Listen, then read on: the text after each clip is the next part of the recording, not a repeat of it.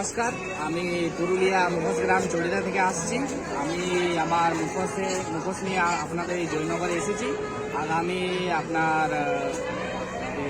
18 এবং 19 তারিখ মেলা চলছিল। আমরা দুদিনই ছিলাম। দুদিনে আমাদের মুখোশ ছিল।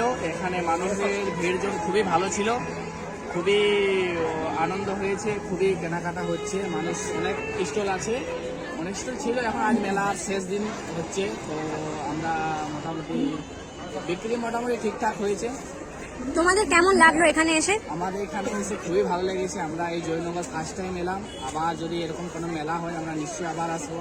আর যিনারা এই অর্গানাইজেশন করেছেন জেল অ্যান্ড নেশন, ওনাদের প্রতিটি সদস্যকে ধন্যবাদ জানাই এরকম একটা মেলার আয়োজন করার জন্য। এই মেলা আবার প্রত্যেক বছর যেমন হয় মেলা আরও বড় করে হয়।